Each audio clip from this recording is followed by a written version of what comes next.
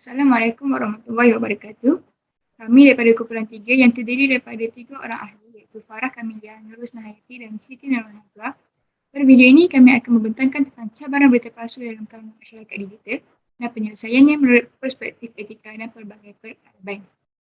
Yang kita tahu berita palsu sangat kerap berlaku pada masa kini. Hari ini sebab terdapat orang yang menyimpan perasaan dendam dan perasaan hasad dengki terhadap orang lain hingga mereka ingin jatuhkan imej seseorang itu. Jadi apa yang mereka buat adalah mereka akan mula menyebarkan sesuatu berita yang tidak benar tentang seorang itu tentang seorang yang mereka tak suka itu supaya mereka dapat jatuhkan imej mereka. Dari sini penyebaran berita palsu akan berlaku. Lagi-lagi apabila masyarakat senang-senang dia berkongsi maklumat tersebut berfikir panjang. Perkara ini sangatlah memberi kesan yang sangat buruk terhadap individu yang terlibat, terhadap masyarakat dan juga negara. Dapat beberapa cabaran yang telah kami bincangkan untuk dibentangkan dalam video ini beserta dengan cara penyelesaian bagi mengelakkan perkara sebegini dari berlaku lagi hingga lebih kerap pada masa depan. Okay, saya Nuruz Nahayati akan membentangkan tentang cabaran pertama.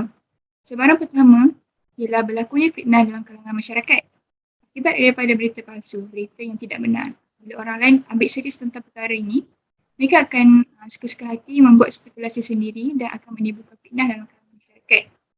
Fitnah ini, kalau kita tahu sebenarnya merupakan perkara yang sangat bahaya. So yang kita selalu dengar, orang biasa cakap, dosa fitnah lagi besar daripada membunuh. So, dalam Al-Quran juga ada yang menyebut tentang fitnah, iaitu pada surah Al-Baqarah ayat yang ke-191, iaitu wal-fitnatu asyaddu minal qatl, yang bermaksud, dan ingatlah bahawa angkara fitnah itu lebih besar bahayanya daripada pembunuhan. Kenapa dia lagi bahaya daripada membunuh?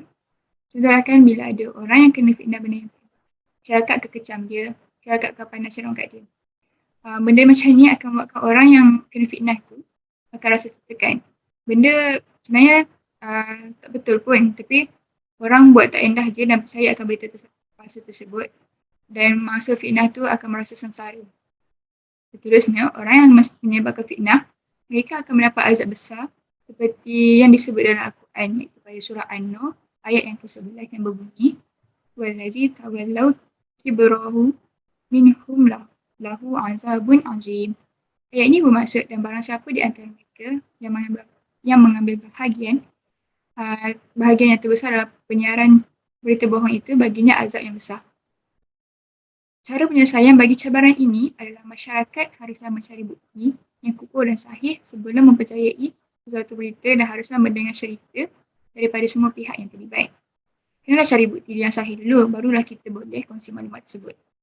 Ada satu kisah pada zaman Nabi Muhammad dahulu, di mana isteri Nabi, iaitu Sayyidatina Aisyah, kena fitnah sebab berduraan dengan sahabat Nabi. Apabila Nabi dapat tahu akan berita ini, apa yang baginda buat adalah baginda cuba berfikiran positif. Hal ini sangatlah perlu dicontohi oleh masyarakat sekarang bagi mengelakkan fitnah daripada berlaku. Terdapat juga konsep tabayyun, iaitu untuk menyemak asas kebenaran akan sesuatu perkara. Masyarakat perlulah berhati-hati dalam menyebarkan sesuatu berita supaya itu tidak tergolong dalam kalangan orang yang menyebarkan berita bohong dan akan mendapat azab yang besar kelak. Akhir sekali, dalam surah Al-Hujurat ayat 6, ya ayyuhallazi na'amanu in ja'akum fasikum binabi fatabayyanu an tusibu qauma bijahalati fatusbihu ala ma fa'altum nadimin. Maksudnya, wahai orang-orang yang beriman, jika datang kepada kamu seorang fasik membawa sesuatu berita, maka selidikilah untuk menentukan kebenarannya, supaya kamu tidak menipukan sesuatu kaum dengan perkara yang tidak diingini dengan sebab kejahilan kamu mengenainya, sehingga menjadikan kamu menyesali apa yang kamu telah lakukan. Okey, cabaran seterusnya adalah keharmonian masyarakat tergugat. Apabila berita palsu ini tersebar, akan munculnya dua golongan, iaitu golongan yang mempercayai berita palsu dan satu lagi golongan yang tidak mempercayai berita palsu. Okay, dari segi Islami, apabila umat Islam berpecah, Perkara ini akan menyebabkan umat Islam lemah. Hal ini kerana hubungan silaturahmi antara umat Islam sudah tergadai. Hubungan antara kaum juga boleh terjejas kiranya berita palsu menyebabkan beberapa golongan kaum. So, masalah ini akan menyebabkan perbalahan antara kaum dan sekitaran sekeliling kita juga akan tidak aman. Contoh yang kita lihat pada masa kini ialah isu berita orang asli bukan anti vaksin, penyebaran berita palsu guna salah faham. Hal ini diambil daripada berita Esra Awani tahun 2021. Isu ini kita dapat lihat seperti yang kita tahu ialah berita palsu yang menular di media sosial dan menggunakan salah faham antara masyarakat. Disebabkan oleh berita palsu ini, masyarakat berfikiran bahawa semua orang asli adalah anti vaksin. Kebenaran di sebalik berita palsu ini telah dinyatakan iaitu terdapat lebih 50% komuniti orang asli yang sudah menerima sekurang-kurangnya dos pertama vaksin. Terdapat juga golongan anti vaksin dalam komuniti orang asli ini, tapi bukanlah semua komuniti orang asli merupakan golongan anti vaksin. So, mereka yang anti vaksin ini sebenarnya dah salah anggap dan mempunyai salah kefahaman tentang vaksin yang menyebabkan mereka tak nak ambil vaksin. Mereka juga tak ada pendedahan terhadap sumber yang sahih yang boleh buatkan mereka percaya dekat vaksin ni. So, mereka banyak percaya dekat sesuatu yang disampaikan dari mulut ke mulut. Oleh itu, hal ini kita dapat membuktikan bahawa berita palsu yang tersebar boleh menggugat keharmonian masyarakat. Assalamualaikum dan selamat petang. Saya Farah Kamilah binti Kamar Zaman, nombor matrik 2021-881478. Saya akan memulakan pembentangan saya dengan menerangkan penyelesaian bagi cabaran kedua yang ditampilkan oleh Husna sebentar tadi, iaitu masyarakat perlulah bijak membuat penilaian sama ada sesuatu berita itu benar atau tidak. Mereka perlu berhati-hati apabila menilai dan bijak menggunakan otak untuk mengetahui sama ada perkara itu benar atau palsu. Penyelesaian ini dikemukakan kerana berita palsu boleh tersebar dengan lebih meluas. Jikalau masyarakat dapat mengelakkan daripada penyebaran berita palsu, mereka dapat melindungi keharmonian sesama mereka.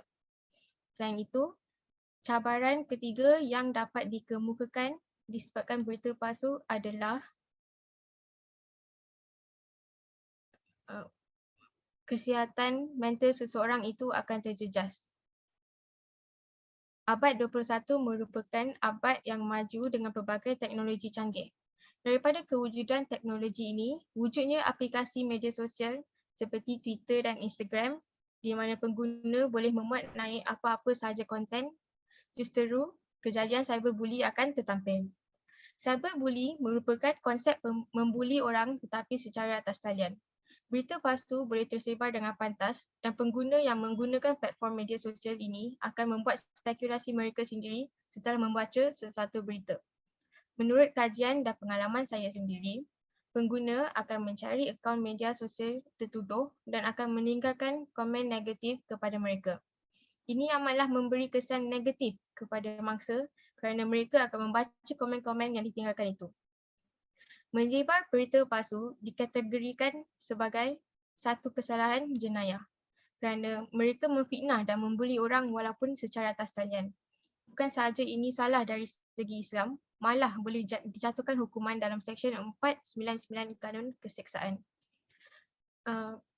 Kesihatan mental merupakan penyakit seperti kemurungan dan kebimbangan. Penyakit-penyakit ini akan memberi kesan negatif ke atas pemikiran dan emosi seseorang. Salah satu punca penyakit mental ini ialah seseorang itu akan menjauhkan diri daripada orang yang mereka percayai.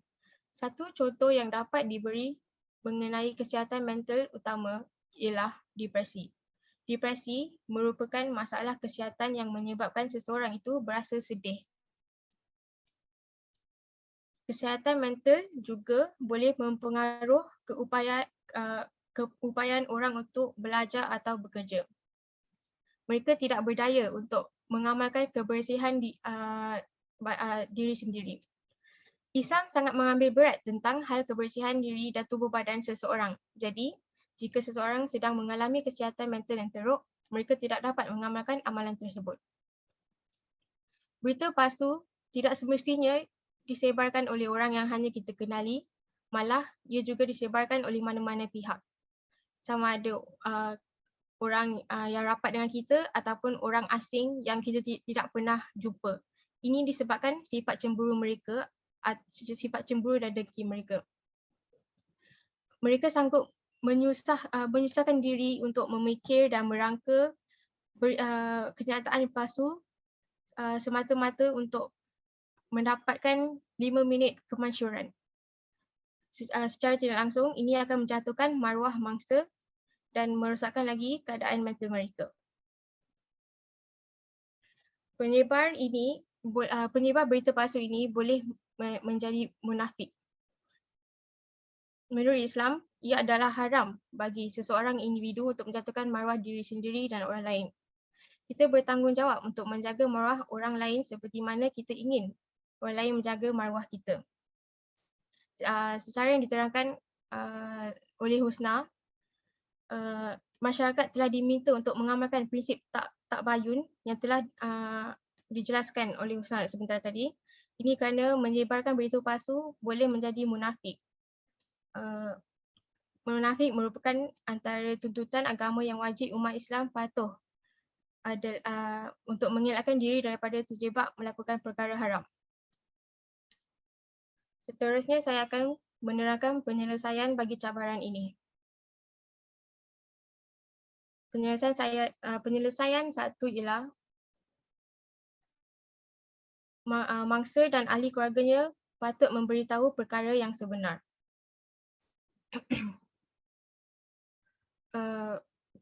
Mereka perlu mempertahankan diri dan tidak biar diri dipijak dengan memberikan bukti yang kukuh supaya orang lebih mempercayai mereka.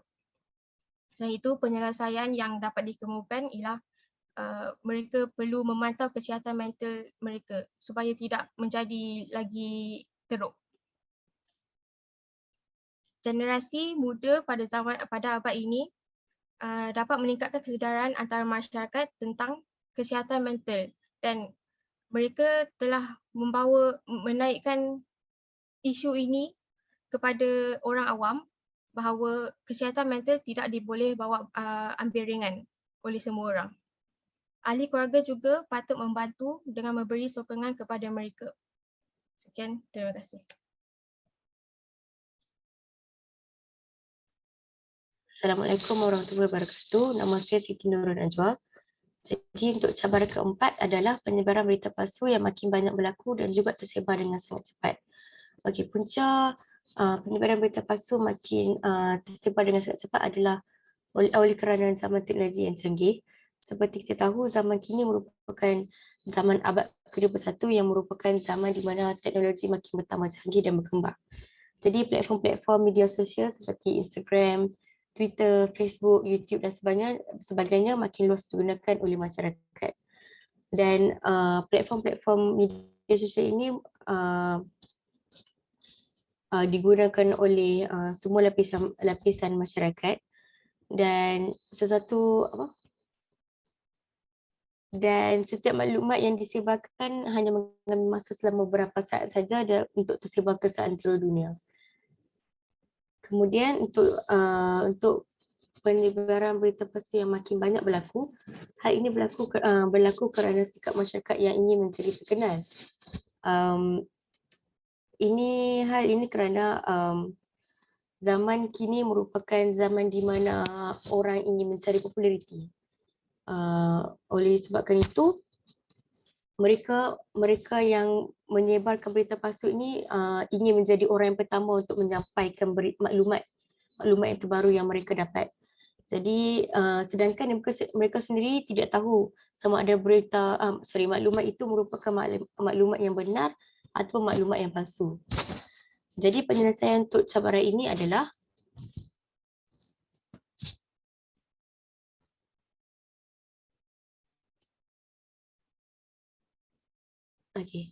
penyelesaian untuk cabaran ini adalah salah satunya adalah pihak kerajaan perlu bertindak segera dengan mengeluarkan kenyataan rasmi terhadap satu berita dan memberi hukuman kepada orang yang menyebar berita palsu. Okey, pihak kerajaan perlu mengeluarkan kenyataan rasmi terhadap satu berita disebabkan supaya masyarakat yang membaca atau yang menerima maklumat itu tahu adakah berita itu benar atau berita itu merupakan palsu. Dan pihak kerajaan perlu memberi hukuman kepada orang yang menyebar berita palsu adalah kerana untuk memberi ketakutan kepada masyarakat yang cuba untuk menyebar berita palsu. Yang kedua adalah penyelesaian kedua adalah masyarakat perlu bertindak bijak dengan menepis setiap maklumat yang diterima dan merujuk kesahihannya sebelum disebarkan. Seperti yang saya terangkan tadi, berlakunya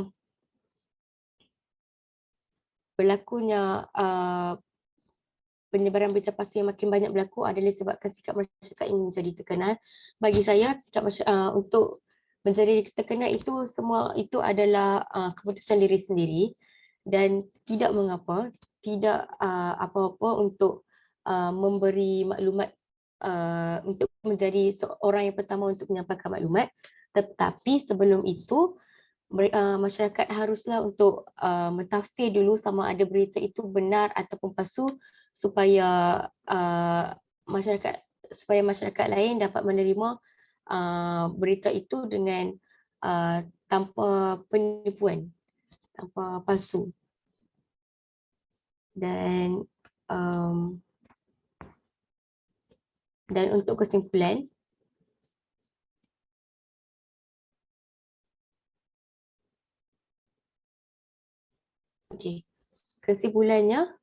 kesimpulan daripada tajuk ini adalah masyarakat haruslah memelihara mulut dan tangan untuk tidak masuk campur tentang isu yang bukan urusan mereka. Hal ini seperti yang telah ditahu oleh Farah Camelia tentang masalah mental, dan itu masalah mental merupakan masalah yang amat serius, kesihatan yang amat serius kerana boleh membawa kehidupan seorang itu hancur. Jadi masyarakat sekeliling haruslah memelihara mulut dan juga tangan untuk tidak masuk campur tentang isu yang bukan urusan mereka. Yang kedua, ibu bapa juga perlulah mendidik anak sejak kecil tentang adab sesama manusia. Hal ini supaya